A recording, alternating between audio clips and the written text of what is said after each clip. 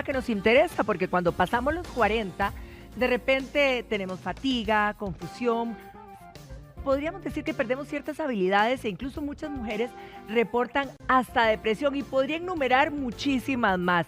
Pero ¿qué pasa? Hay un festival y un torbellino de estrógenos que nos aqueja y nos trae toda esta temática, así que vamos a examinarla de la mano del experto esta mañana, Franklin Escobar, ginecólogo, que nos visita hoy. Muchísimas gracias por su compañía, doctor. Gracias por invitarme. Doctor, cuénteme un poquito, ¿qué es lo que pasa con los estrógenos, verdad? ¿Y por qué son tan importantes para el organismo nuestro? Bueno, las mujeres son seres complejos, ¿verdad? Maravillosos, pero complejos. Son diferentes a nosotros, ¿verdad? Imagínense lo que es crear vida y sincronizar mes a mes menstruaciones, ovulaciones, diferentes situaciones que tienen impacto directamente sobre todas las funciones del cuerpo. Las hormonas en particular tienen entonces un impacto significativo en todas las formas como funciona una mujer, ¿verdad? Y cuando fallan, pues evidentemente afectan diferentes sistemas. ¿Cuáles son las consecuencias, digamos, cuando hablamos de esta disminución que es la naturaleza en todas nosotras?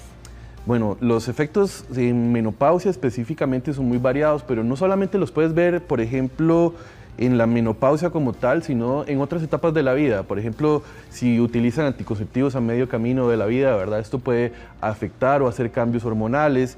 Si se presentan, por ejemplo, los periodos posparto que tienen cambios hormonales muy significativos, son cambios muy similares a lo que van a experimentar al final de la vida, o al final, no al final de la vida, digamos, suena como... Sí, no digas que al final de la vida, porque yo ahora diría que es como final, a la mediana, ¿verdad? Sí, a la mediana, al final de la vida fértil, por decirlo así. Exacto. Entonces, ahí particularmente empezamos a tener manifestaciones asociadas al sistema cardiovascular, al sistema urinario. Bueno, de hecho, te voy a invitar, vámonos, doctor, porque ahí tenemos la pantalla que creo que nos va a colaborar. No te preocupes, no te preocupes.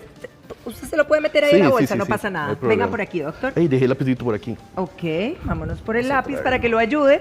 Ok, podríamos hablar entonces de algunas situaciones que nos aquejan, ¿verdad? Vamos una por una, doctor. Bueno, el sistema cardiovascular en menopausia tiene cambios importantes que están asociados muchas veces a la deficiencia de estrógenos y también cosas que están asociadas al riesgo asociado a la edad. Por ejemplo, cuando empiezan a tener más hipertensión, empiezan a tener más riesgo de diabetes, riesgo de manifestaciones que pueden asociarse al riesgo de infartos u otras cuestiones. Entonces, el sistema cardiovascular se ve afectado significativamente en la menopausia. El sistema nervioso, los estrógenos participan directamente en la formación de sustancias que, por decirlo así, nos dan cierto placer o regulan situaciones, digamos, del día a día, por ejemplo, disminución, por decirlo así, se producen neurotransmisores como la serotonina o la dopamina, que son sustancias que están dirigidas a la felicidad, el placer y otros. Cuando estas cosas van bajando, pues obviamente usted empieza a sentirse menos contento, menos bien, por decirlo así. Ahí es donde oímos a muchísimas mujeres que pueden decir que tienen como, a ver, podríamos llamarlo por un lado desánimo, otras lo manifiestan como tristeza, otras incluso se manifiestan depresivas, ¿verdad? Claro. ¿Qué pasa? Pues que es una cuestión mixta, ¿verdad? Tiene que ver con la falta de la producción normal de estas sustancias, ¿verdad?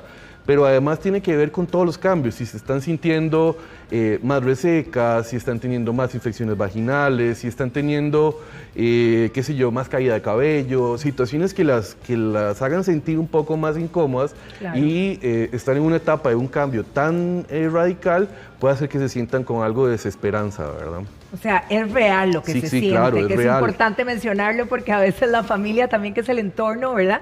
Dice, esta mujer se vuelve loca, ¿qué le pasa? Están teniendo cambios reales en todos los sistemas. Por ejemplo, a nivel óseo, ¿qué pasa en los huesos? En el primer año de menopausia se puede perder hasta el 75% del hueso que se pierde en la totalidad de la menopausia. Wow. Es por eso que a largo plazo, cuando las mujeres ya tienen, qué sé yo, 70 o más años, tienen un poco más de riesgo de fracturas o complicaciones asociadas a la deficiencia o la pérdida de calcio, ¿verdad?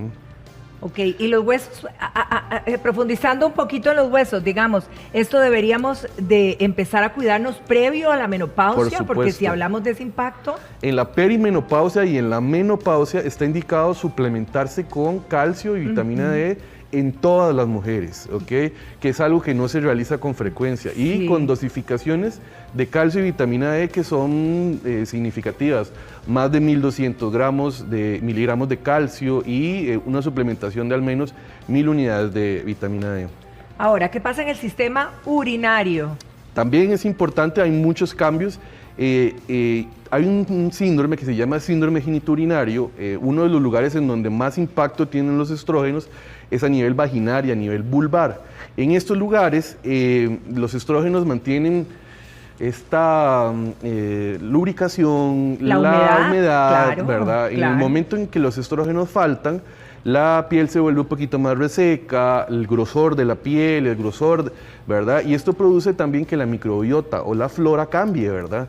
Y puede predisponer a infecciones urinarias, dolor al tener relaciones sexuales y obviamente con todos estos cambios, ¿quién está pensando en tener deseo, algo de líbido, verdad? Claro, entonces desaparece todo un poco, ¿verdad? Ay, doctor, es que vean cómo nos aqueja la vida, ¿verdad? Es complicado, es ¿Qué pasa con la grasa corporal? La grasa corporal, bueno, es un poco más difícil y lo vamos viendo conforme pasan los años, bajar de peso, ¿verdad? O volver a cuando uno tenía 20 y hacía ejercicio 15 días y perdía 4 kilos, ¿verdad? Ya eso no sucede y tiene una relación directa con el metabolismo y la forma en la que interactúan las hormonas en la menopausia, ¿verdad? Doctor, y en esa edad es 10 veces más difícil decir esos 4 o 5 kilos que usted menciona, bajármelos. Es mucho más difícil, sí. ¿Ven por qué hablamos de esto? Porque realmente una tiene que estar tranquila con lo que es la naturaleza, ¿verdad? Y lidiar realmente con vehemencia con todo esto para una buena calidad de vida. Ok, consecuencias específicas. Vamos a ir detallando, doctor. Bueno, hemos hablado algo de las infecciones ahorita, ¿verdad? Una de las cosas que es frecuente en la perimenopausia es, vas a ver que hay irregularidades menstruales importantes, ¿verdad? O pierden ciclos, entonces empiezas a tener, qué sé yo, 3 meses sangrados irregulares, pierdes el ciclo 4 meses y vuelve otra menstruación extraña, se alteran todos los ciclos, ¿verdad? Más si han sido cíclicas y muy ordenadas con su menstruación, ¿verdad? Entonces es una de las manifestaciones. Para decir que usted está en menopausia, necesita tener por lo menos 12 meses sin menstruación. 12 meses, ahí me declaro menopáusica.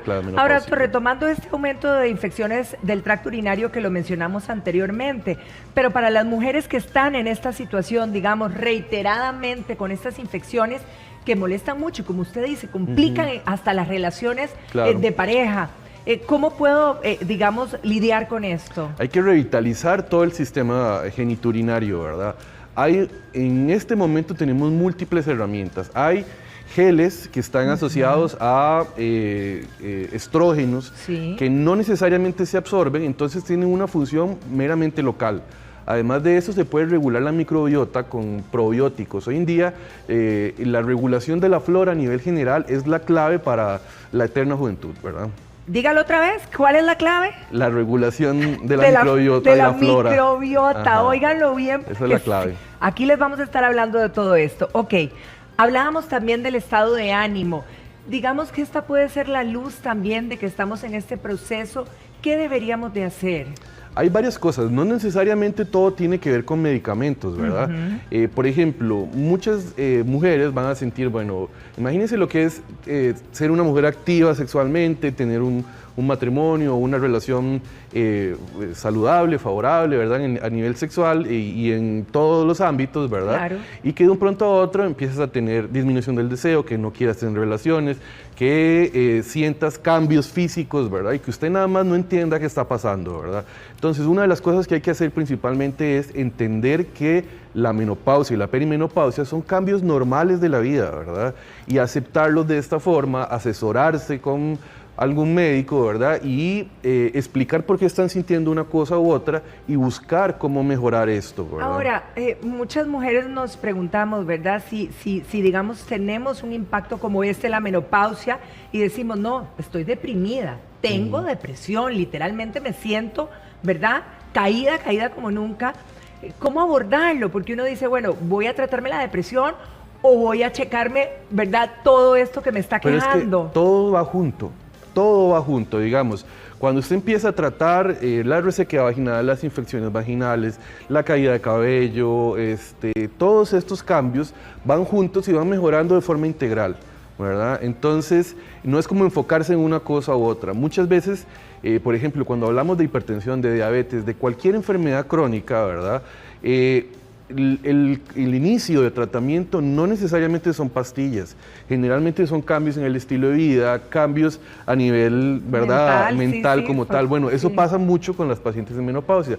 Cuando usted logra abordar todos los ámbitos, pues logra mejorar mucho sin necesidad directa de uso de medicamentos. Ahora, cuando hablamos de la presencia, por ejemplo, de un tumor, ¿podría elevar los niveles de estrógeno, disminuirlos? ¿Tiene impacto en ellos? Hay tumores que tienen producción de estrógenos, ¿verdad? Pero son más frecuentes en la edad fértil, ¿verdad? No tan frecuentes en la menopausia. Y obviamente la producción aumentada pues tiene otras sintomatologías. Ajá. Ahora, hablemos de estrógenos. Si uno le dicen, bueno, no, o sea, cuando empiezan a caer es que vamos a tener todo este panorama, ¿verdad? ¿Cómo es una prueba de estrógenos? ¿Qué es una prueba de estrógenos? Ok, muchas veces las mujeres se hacen perfiles hormonales, ¿verdad? A veces nada más ellas mismas van al laboratorio y se piden sus exámenes de hormonas, ¿verdad? O el anual, digamos. Y normalmente nosotros no medimos las concentraciones de estrógenos. Lo que medimos son las concentraciones de la hormona que estimula los ovarios. Entonces, al medir esa concentración, nosotros nos damos cuenta si el ovario está respondiendo o no. Si los valores son muy altos, significa que el ovario ya no responde y ya per se la producción de estrógenos, sin duda alguna, va a ser muy baja. Ahora, ¿cómo se trata, verdad, estos niveles bajos de estrógeno? Insisto, por estas cosas, por ejemplo, viene, si buscamos mejorar el tracto genitourinario, hay estrógenos tópicos, ¿verdad? Si estamos buscando mejorar el hueso, están los suplementos de calcio, etcétera. No siempre hay que usar estrógenos. Algunas veces, por ejemplo, si solamente son cambios en el estado de ánimo, se pueden utilizar otros medicamentos. Uno de los momentos en donde generalmente hay que usar estrógenos es en el caso de los bochornos o los sofocos. En esos casos, los diferentes métodos de tratamiento no son tan efectivos como los estrógenos. Ahora, ahondemos en esto, porque muchas mujeres, estoy segura, todas las que nos están viendo el día de hoy, cuando hablamos de el que mencionaba usted, tópico, que sea vaginal, o digamos tópico en otras partes del cuerpo, pero también están los inyectados, están los tomados. ¿Cuándo se refiere cada uno de ellos, verdad, en sus diferentes presentaciones? Y no sé, ¿cuáles son más efectivos? Claro, por ejemplo, si estás, primero tienes que consultar, ¿verdad? Y analizar qué es exactamente lo que te está molestando. Si usted no tiene bochornos, usted se siente bien, pero lo que tiene es solamente mucha resequedad vaginal, probablemente con estrógenos tópicos, vaginales, óvulos o geles, vas a tener una respuesta muy positiva y mejorar totalmente, ¿verdad? Hay otras cosas que se hacen, por ejemplo, en la menopausia para buscar la seguridad al momento de indicar los estrógenos, que puede ser, por ejemplo, la mamografía, el perfil de lípidos, colesterol, triglicéridos, la función del hígado. Entonces, las diferentes vías, qué sé yo, subcutáneo, oral o así, ¿verdad? Van a tener entonces esta decisión como tal, ¿verdad? Por ejemplo, si el colesterol está muy alto, entonces nosotros preferimos no utilizar, por ejemplo, un estrógeno oral, ¿verdad? Y más bien utilizar algo que sea tal vez un parche o un gelcito o cositas así, ¿verdad? Bueno, y aquí es un poquito de lo que estaba hablando, ¿verdad? Las diferentes vías para utilizarla, pero entonces va a depender de cuál es nuestra situación. ¿Y cuál es la sintomatología? Principalmente el que requiere generalmente estrógenos, al menos sistémicos, ¿verdad? Que son más los que van a concentraciones en sangre, son los bochornos, ¿verdad? De ahí para allá, que sería, por ejemplo, el uso de estrógenos orales o los tópicos, ¿verdad? Estos son parches más que tópicos, ¿verdad? O los inyectables, generalmente son para mejorar los bochornos. Ahora, estos, cuando se decide utilizarlos, tienen un efecto positivo sobre el hueso, sobre la lubricación vaginal, sobre la libido, sobre todo, ¿verdad? Ahora, ¿por cuánto tiempo tengo que usar este tipo de estrógenos? Hay que tener claro, ¿verdad? Y cuando se habla de estrógenos siempre se habla del riesgo de cáncer de mama y riesgo de complicaciones a largo plazo. Esto tiene que verse en un perfil de seguridad en mujeres que tienen útero o que no tienen útero, ¿verdad? Y generalmente se utiliza un tratamiento combinado. Lo ideal es que no se usen por periodos más de 5 a 7 años, ¿verdad? Y obviamente con un control anual, ¿verdad? De igual mamografía, exámenes de sangre, etcétera. Ahora, ¿en qué momento, digamos, verdad? Y no sé, ¿cómo buscamos ese equilibrio, verdad? Cuando buscamos ese reemplazo hormonal entre estrógenos y progesterona. En general, hay unas pastillitas ahora, que es la tibolona, que es una molécula más similar a la progesterona, ¿verdad?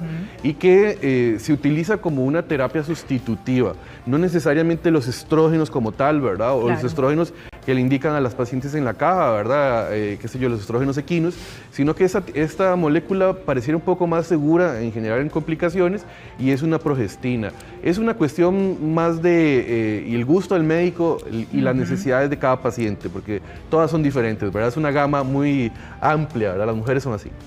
Todas somos diferentes, todas tenemos el derecho de estar bien, así que cuidémonos y, ¿verdad? Y busquemos la atención para una buena calidad de vida. Claro. Doctor, un placer tenerlo en casa. Muy buenos días. Gracias, gracias. Que pase muy